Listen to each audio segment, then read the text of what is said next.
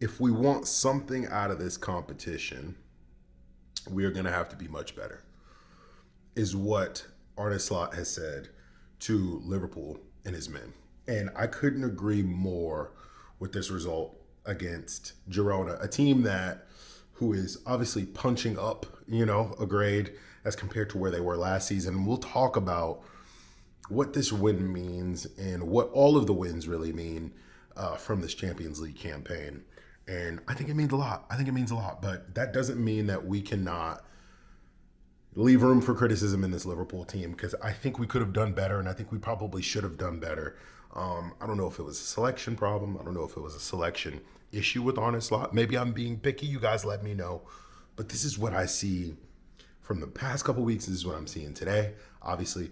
And I'm hoping that some of these things kind of change, or I'm hoping in second, I'm wrong, right?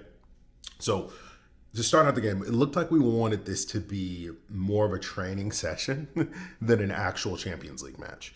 You could see the pace of the game was very slow. And Arne Slot, he commented on that, on the players not showing the desire that they needed to show in a match like this. And that's the key right there. That's going to be obviously the most important thing that Arne is going to be able to have to figure out and do with players of this caliber and players of this ilk, where they're at the highs of the highs and we're doing really well, is how can we get them G'd up and get them excited and get them ready for the next challenge, an opposition that may not be a Newcastle, that may not be a Real Madrid, may not be an AC Milan or Manchester City, where we played some of our best football, right?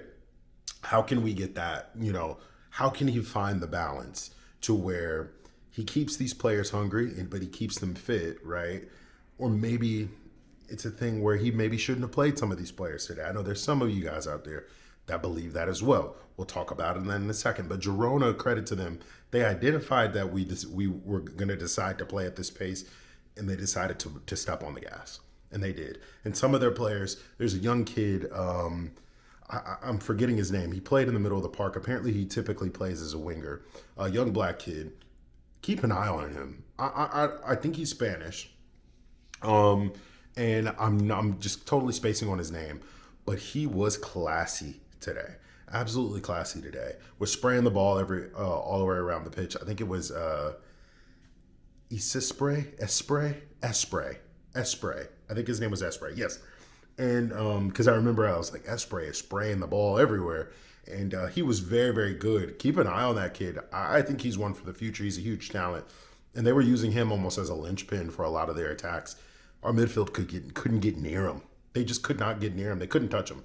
And you could see it was getting frustrating for Dom. It was getting frustrating for Szoboszlai, trying to put tackles in on this kid when they just couldn't really get near him.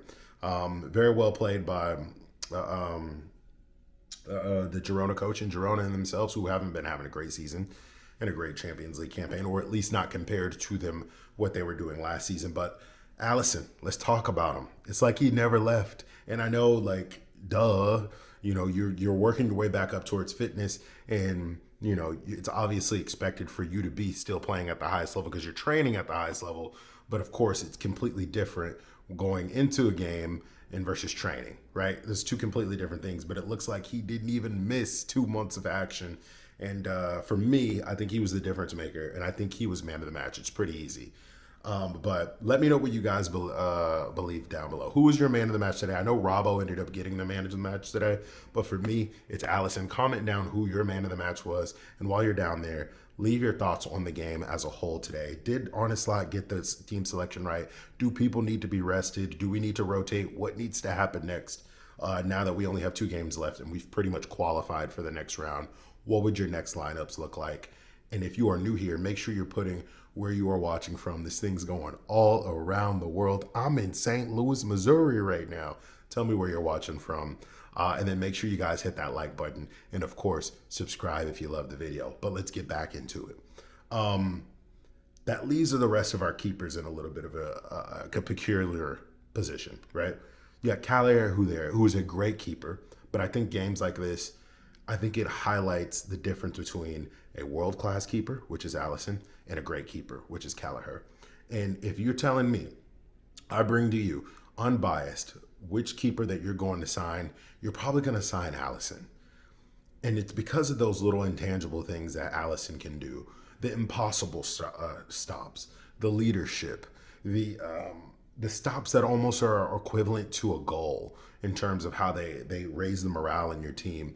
Callagher can have moments like that, but they're a little bit more fewer and far in between with Allison. I feel like Allison at least has won a match where it's just like, he shouldn't have stopped that.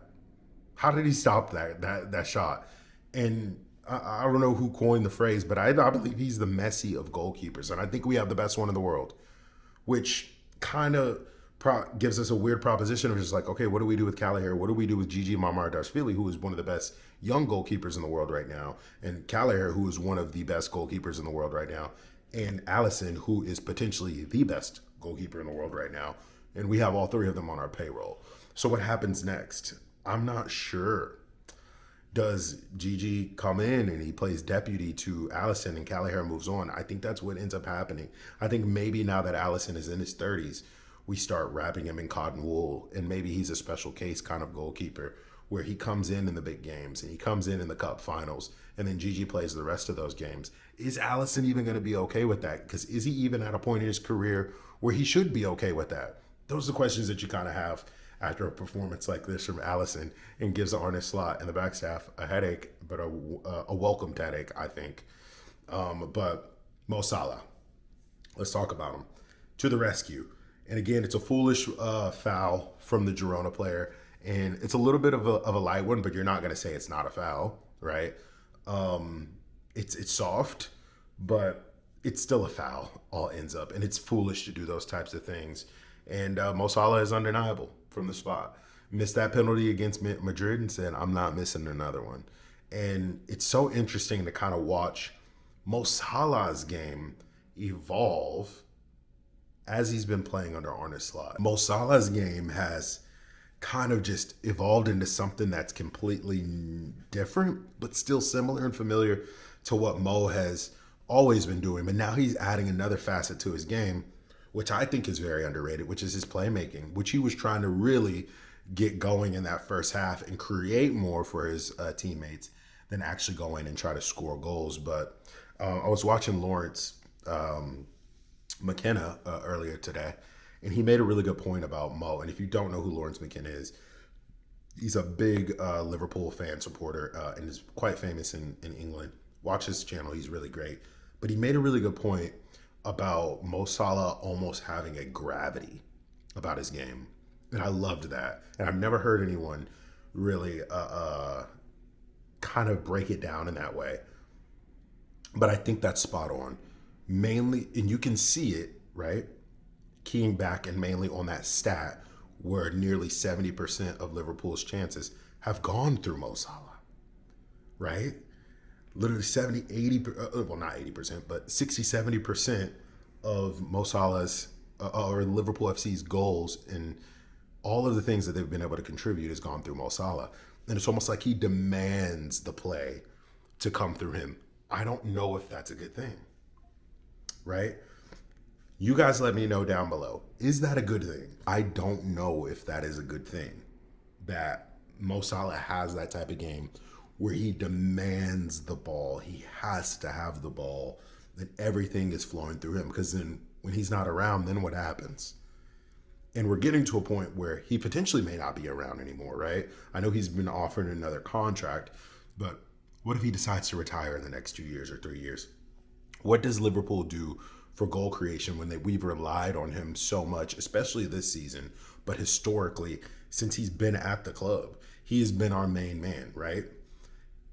And I love seeing him tap more into his creative side, but then now it's seeing that all the creativity and all the production and all the goal scoring is coming through him, right?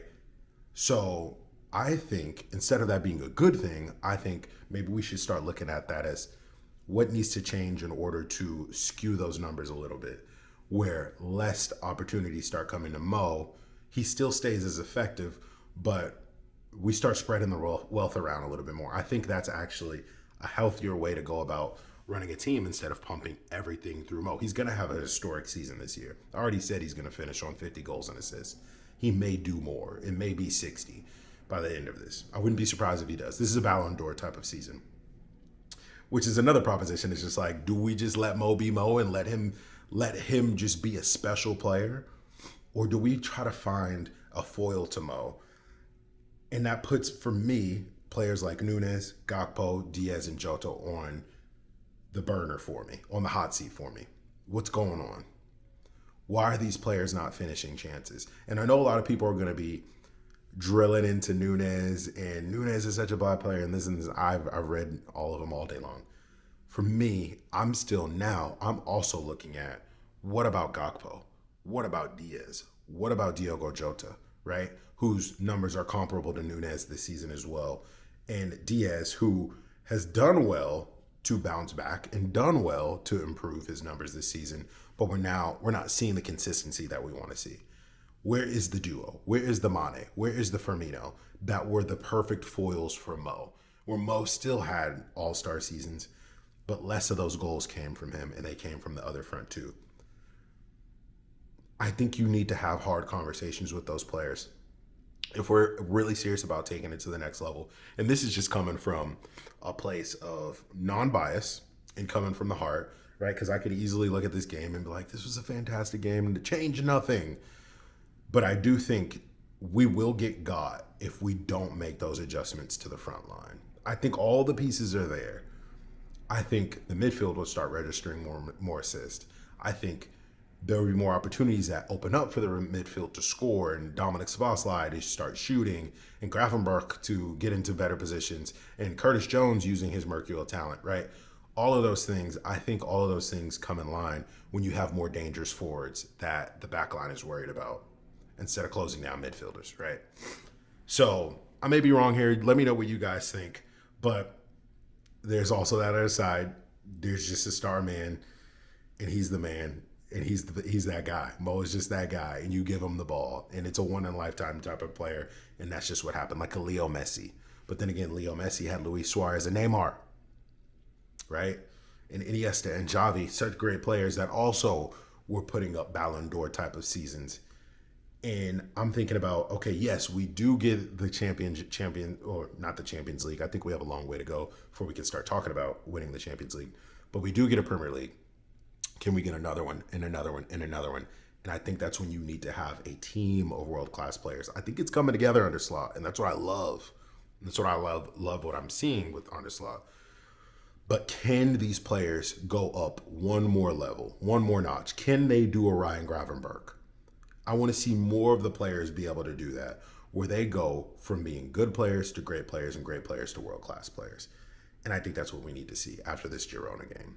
But who would have thought we'd be in the position that we're in right now? To get off of my little soapbox and stop being Debbie Downer, but who would have thought we'd be in the position that we're in right now 1 year ago, where we've beaten the Spanish champions, we've beaten AC Milan, we've beaten the dangerous Girona side, who everybody thought was the Cinderella team and the next big dynasty team that's going to be coming out of the City group.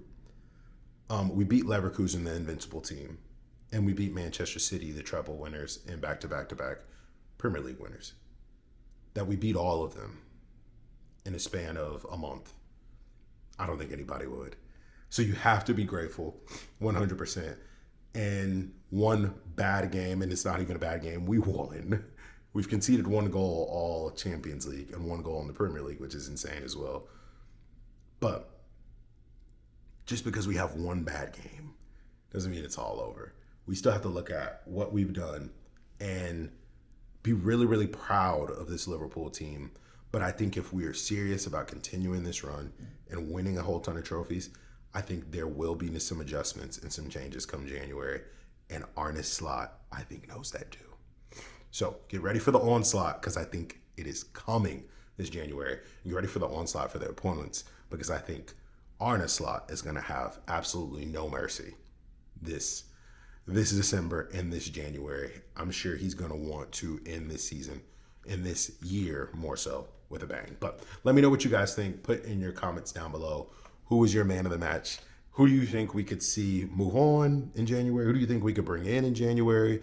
What do you think needs to be adjusted after today's match? If anything does, maybe I'm being nitpicky on this whole thing and not grateful enough of what we're doing, but I did want to end on that part where we are a phenomenal team and we're doing great things. But now I'm looking at future dominance, and maybe I'm putting the cart before the horse. But appreciate you all. I know I'm rambling a lot in this one. I wanted to get on here and share some thoughts. But appreciate all of you guys for tuning into this one. Not in my usual backdrop, but we will be back in the studio soon. But I appreciate all of you, and I'll see you on the next one. Peace.